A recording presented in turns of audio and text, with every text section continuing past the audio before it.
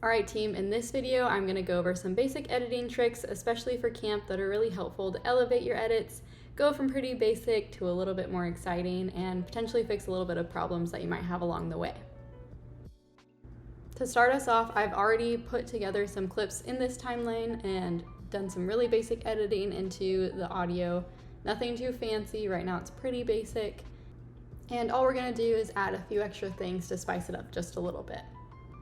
I've duplicated this sequence into highlight edit so that we can go back and see the difference from the before and after.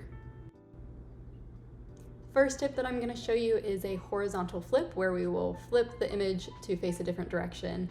It's really nice if you have a lot of footage continually going in the same motion. So as you can see here, it's going left to right. Once again, here it's pretty normal. I'm going to go in and actually remove this drop frame. They're jumping left to right.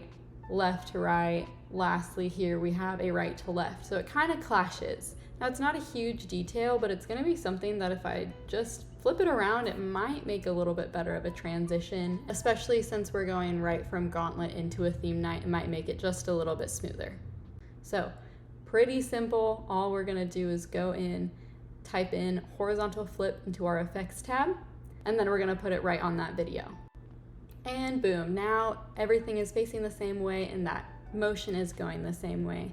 Obviously, you don't have to always have the same thing continually over and over again, but it does help just blend stuff a little bit easier, especially if you have something really harshly contrasting each other, like this going left and this going right.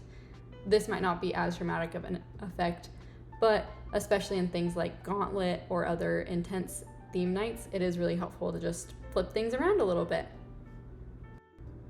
The next small tool that I'm going to show you is speed adjustment. This is going to be really helpful if you have something that has a lot of energy and you just want to slow it down and show a little bit more of the emotion in it. For example, right here I have these boys jumping. It's really fun. It's just a little shaky when I originally have it, so I'm going to go in and slow it down. So all you have to do is right click the image, go into speed and duration, and bring it down. The lowest that you can go is 50%. That's going to bring it down from 60 to 30 frames per second, filling in your sequence. So now you see we have all that intense energy going on, but it's not as shaky. I'm going to do the exact same thing for this clip. Another way that you can get to your speed and duration change is by clicking Command R. It'll bring up the same thing. Now I do that. I tweak it just a little bit so I make sure that I get that spray right at the end, shorten it down so it still is the same actual duration as before. And now we have that nice little transition of the spray to that guy walking right by. Next thing that we're going to be going into is some clip keyframing. So there's going to be two kinds that we go through. Essentially what a keyframe is if we go up to this effects control tab, anytime you see these little, they're supposed to be little stopwatches, you're going to be changing what happens to footage at one time. So one thing is show clip keyframes. It always starts, this little white bar is going to be your keyframe. I just press P to go to pointer. This is going to be, it's always going to start out as opacity when you, that's the default of it typically. So if I do that, it fades out. So I'm going to bring it back. Obviously I don't want it to fade out right then. So I'm going to go show clip keyframes and I'm going to change it to speed. So this white line is now representing speed, before it was opacity. So I'm going to click that P again, and I am going to add a keyframe and basically add a little ramp where at one section it'll be slower and it's going to go up to a faster section. So what I want is for his throw to be sped up so that it hits this dip in the music, and essentially when he throws it, it's going to go into this next clip and transition it a little bit more. So this part I'm bringing up, as you see it got shorter because I sped it up, so it's now taking less time. And then these two little wings is gonna ramp it. So if I don't ramp it at all, it just like goes straight and it goes, to show you a little better, I'm gonna bring the second side down to about 50. Now a lot of that action has been moved on. I don't need him walking up as much. There we go. Okay. So now we have him, he's smiling, and then it like transitions into that really fast. what I'm gonna do is now it's going to have a little ramp. So essentially it'll just get quicker, but at a little bit slower of a pace. Right now I'm super zoomed in, so that's only taking about half of a second. I don't have a ton of time in between these two, so I'm gonna crank that throw up a lot. And then, so now we have this and he throws it and it goes right into that sky. I don't need all of that sky. I can bring it down a little. So now we see this is this little height. We can see the music change from pretty slower. We're gonna bring up some beats. That is a perfect transition in my mind to go into something different. So following our directional rule, oh, I'm also gonna change this to slower. I think he's looking away in some of this, and so I kind of just want that section of him smiling. So I'm gonna bring it down over here. Now we have just him smiling that entire time. He's turned away a little bit, but that's okay. So now we have a lot better emotion in the same amount of time where we see what's happening. It doesn't have to be as fast. And then this is slowed down so it goes well into it. And we have that little throw part of it. I'm gonna bring that fast part down just a little so we get a little more slow. There we go. Okay, so now we have obviously gone from like slow to fast to normal. That transition isn't super great. But following our direction rule,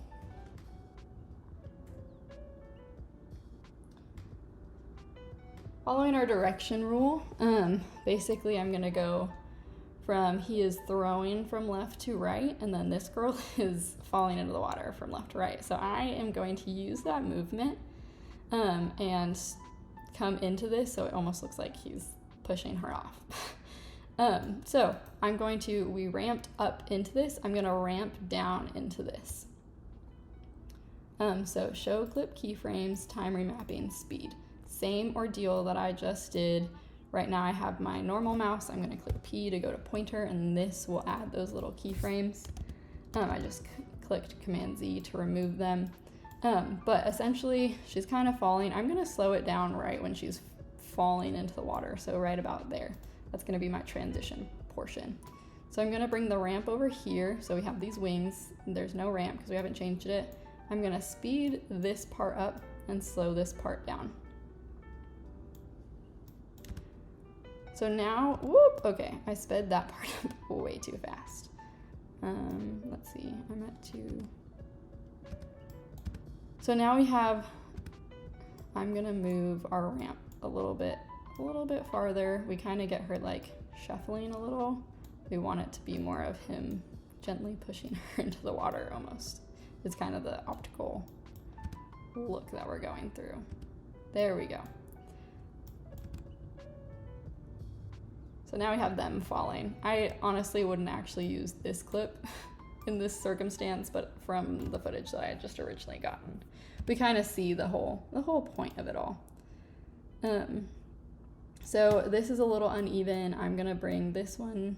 No, we definitely need all of that movement. I'm gonna bring it up a little and then maybe bring this back just so it's a little more even and we kind of see that. So hopefully you understand kind of the point of that time remapping. It can be really common to dip into slowness and then go out. That's a great way to come in and out of really slow moments such as cheers in the boom, anything like that. It's either like really close faces where you can then just really amplify the emotion that's on their face, or really big action. So these are fun for like blob videos where it's normal speed of them jumping off the blob, and then once the person is actually being thrown up into the air by the blob, then it can slow down and you can see all that action. So there's lots of uses for this. It is a little time consuming, so obviously you can start out doing a little, but it's a really easy way to just change the look of this little part. I think he throws this too fast, in my opinion.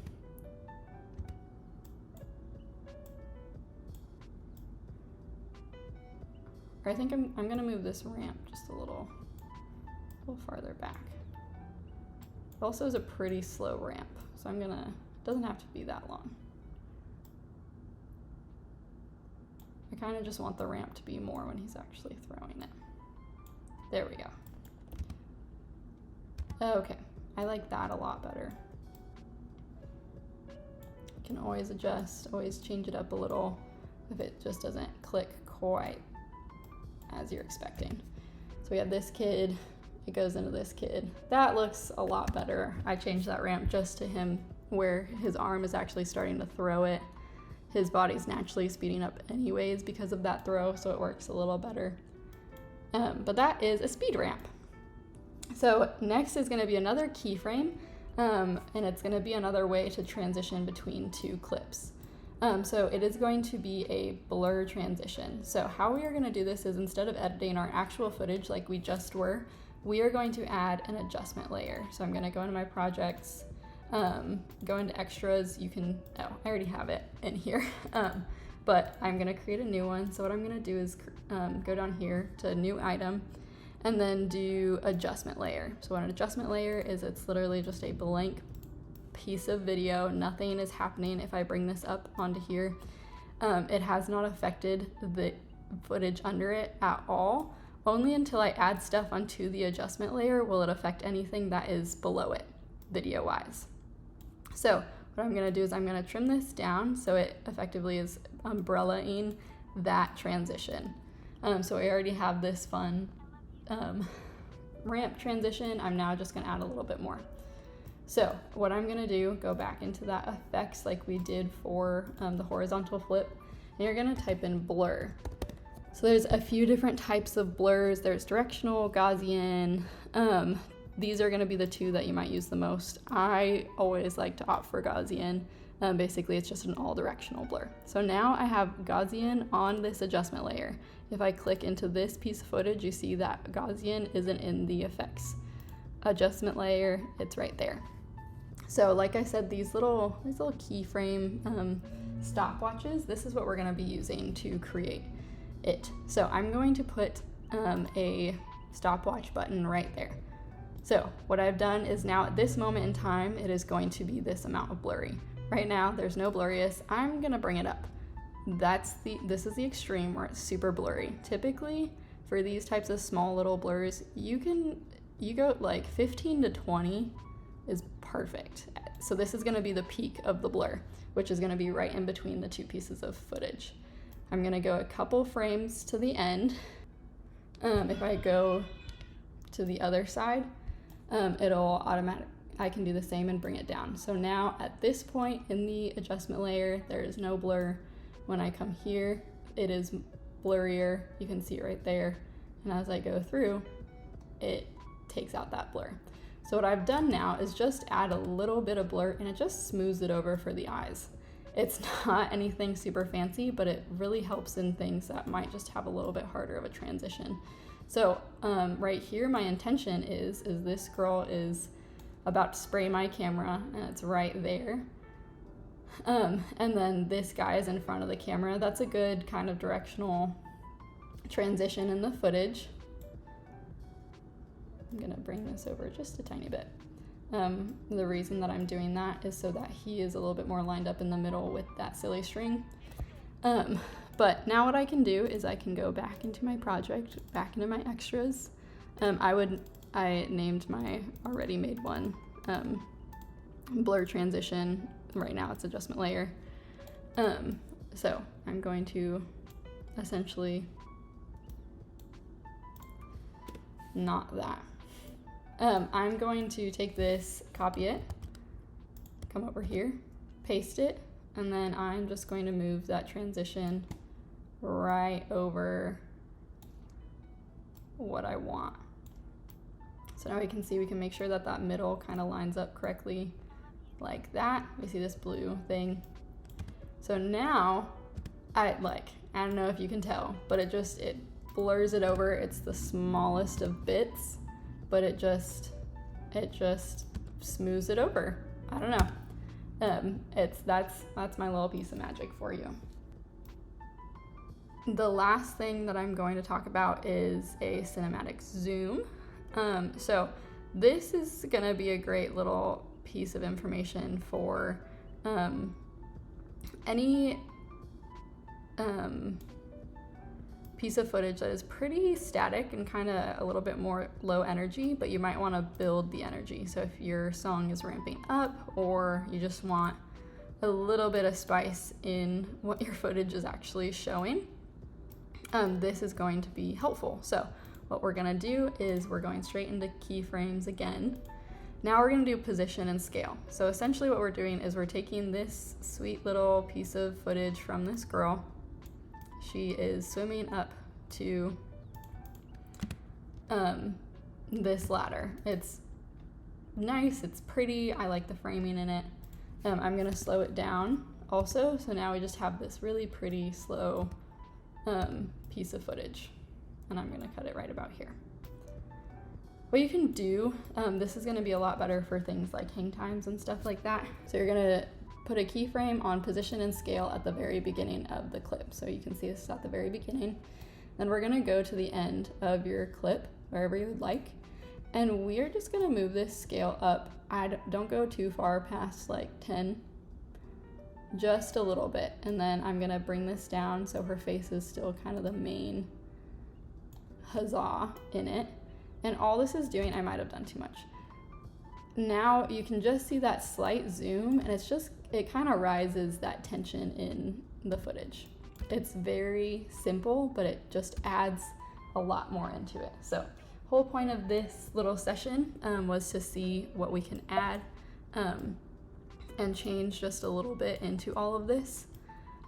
So we added that slowness and added a few of those things. So now what we're gonna do is I'm gonna play back where we started, which was our highlight one. This was before we edited everything. And then we're gonna see what it looks like past that. So we're just gonna start.